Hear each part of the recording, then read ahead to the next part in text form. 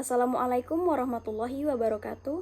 Perkenalkan, nama saya Amelia Rosa dengan NIM B1B1222071, Program Studi Ilmu Pemerintahan, Fakultas Hukum Universitas Jambi.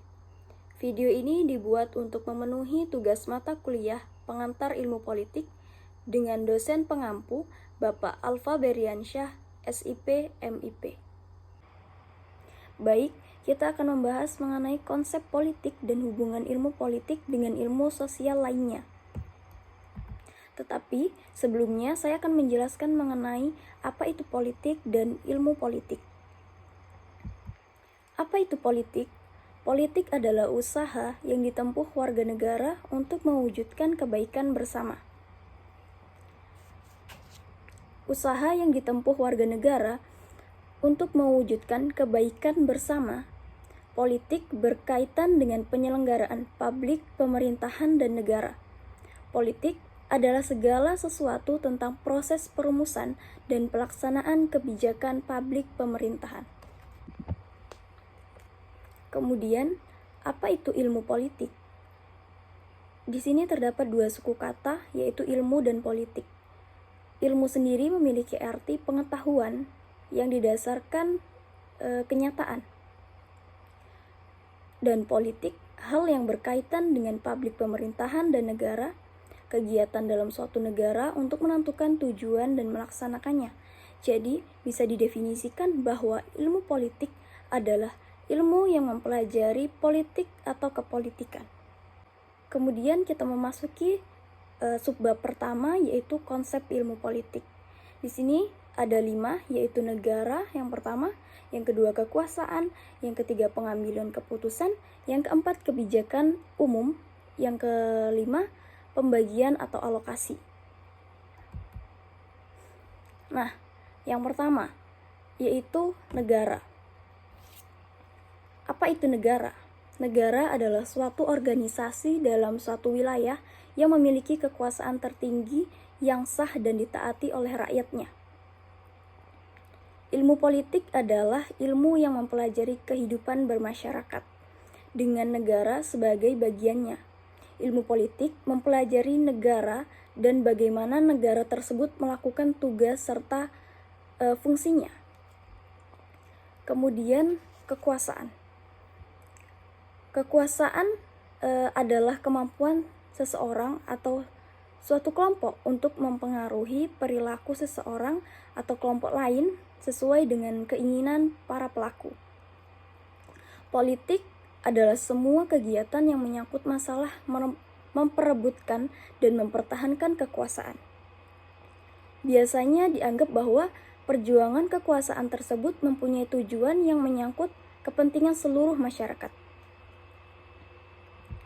Nah, yang ketiga yaitu pengambilan keputusan. Pengambilan keputusan adalah hasil dari membuat pilihan di antara beberapa alternatif atau dari beberapa pilihan.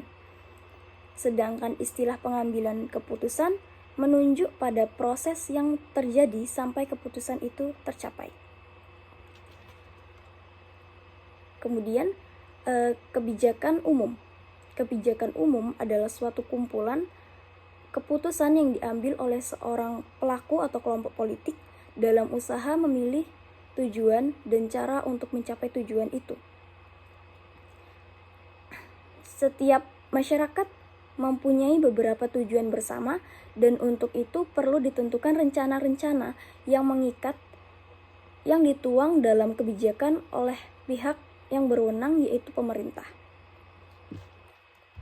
Nah, yang terakhir yaitu pembagian atau alokasi. Pembagian dan alokasi ialah pembagian dan penjatahan nilai-nilai dalam masyarakat. Bahwa politik tidak lain dan tidak bukan adalah membagikan dan mengalokasikan nilai-nilai secara mengikat. Pembagian ini sering tidak merata dan karena itu menyebabkan konflik. Masalah tidak meratanya pembagian nilai-nilai perlu diteliti dalam hubungannya dengan kekuasaan dan kebijakan pemerintah. Nah, memasuki subbab kedua, yaitu hubungan ilmu politik dengan ilmu sosial lainnya.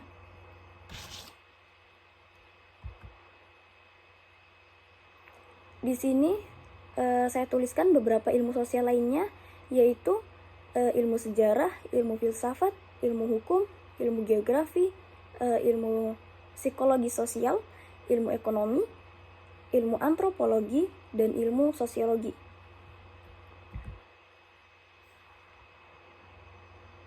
Yang pertama yaitu hubungan ilmu politik dengan ilmu sosial sejarah. Nah, sejarah itu merupakan alat yang paling penting karena menyumbang bahan yaitu data dan fakta dari masa lampau untuk diolah lebih lanjut. Mempelajari sejarah dunia dan sejarah Indonesia adalah sebuah keseharusan agar dalam menyusun masa depan kita tidak terbentur pada kesalahan-kesalahan yang sama.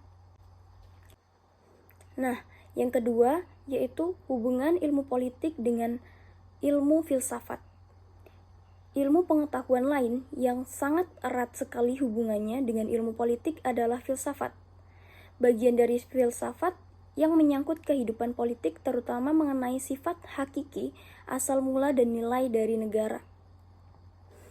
Filsafat menjadi pedoman bagi manusia dalam menetapkan sikap hidup dalam tingkah lakunya. Semua ilmu sosial mempunyai objek penyelidikan yang sama, yaitu manusia sebagai makhluk sosial atau makhluk politik. Kemudian yang ketiga itu hubungan ilmu politik dengan ilmu hukum. Ilmu hukum sejak dulu kala erat hubungannya dengan ilmu politik karena mengatur dan melaksanakan undang-undang merupakan salah satu kewajiban negara yang penting. Setiap langkah politik harus disertai pertimbangan, yaitu pertimbangan hukum yang matang karena agar tidak terjerat kasus hukum. Yang keempat yaitu hubungan ilmu politik dengan ilmu geografi. Nah, faktor-faktor yang berdasarkan geografi itu seperti perbatasan strategis, desakan penduduk, daerah pengaruh yang memengaruhi politik.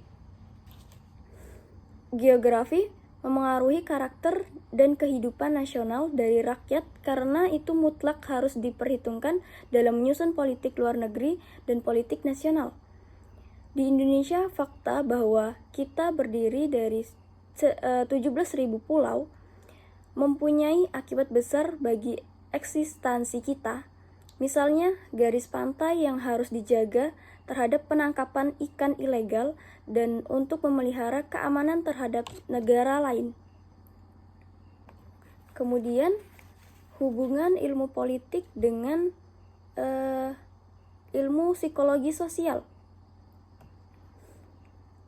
Psikologi sosial adalah pengkhususan psikologi yang mempelajari hubungan timbal balik antara manusia dan masyarakat.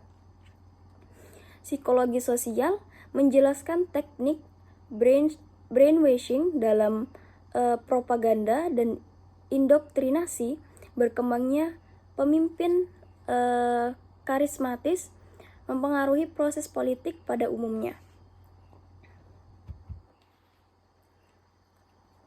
Nah, hubungan ilmu politik dengan ilmu ekonomi. Hubungan ilmu politik dengan ilmu ekonomi itu ilmu ekonomi sendiri berpengaruh luas pada ilmu politik seperti pembangunan ekonomi yang telah mempengaruhi pengertian pembangunan politik. Ilmu ekonomi dikenal sebagai ilmu yang bersifat choice oriented, berpengaruh pada penelitian mengenai decision making dalam ilmu politik modern. Kerjasama antara ilmu politik dalam ekonomi dibutuhkan untuk menganalisis siasat pembangunan nasional. Nah, contohnya itu pembangunan 5 tahun di Indonesia di masa lalu memperhitungkan perkembangan sosial dan politik yang mungkin terjadi akibat pergerakan ekonomi yang timbul dari kebijakan tertentu. Selanjutnya, hubungan ilmu politik dengan ilmu antropologi. Nah, antropologi menyumbang pengertian dari teori tentang kedudukan serta peran berbagai satuan sosial budaya yang lebih kecil dan sederhana. Antropologi memusatkan perhatian pada masyarakat dan kebudayaan desa. Perhatian ilmu politik terhadap antropologi tentang kehidupan serta modernisasi politik di negara-negara baru. Nah, antropologi juga berpengaruh dalam bidang metodologi penelitian ilmu politik. Antropologi membuat sarjana ilmu politik untuk meneliti gejala kehidupan sosial dari dalam, yaitu masyarakat yang menjadi objek penelitiannya. Kemudian yang terakhir yaitu hubungan ilmu politik dengan ilmu sosiologi. Sosiologi itu membantu memahami latar belakang susunan dan pola kehidupan sosial dari berbagai golongan dan kelompok dalam masyarakat. Misalnya, sumber-sumber kewenangan, corak dan keabsahan politik, keputusan kebijakan, perubahan sosial, dan pengendalian sosial. Baik, sekian video penjelasan dari saya mengenai konsep politik dan hubungan ilmu politik dengan ilmu sosial lainnya. Jika terdapat kesalahan dalam pengucapan dan penulisan, saya mohon maaf. Saya akhiri. Wallahul muwaffiq ila aqwamit thoriq. Assalamualaikum warahmatullahi wabarakatuh.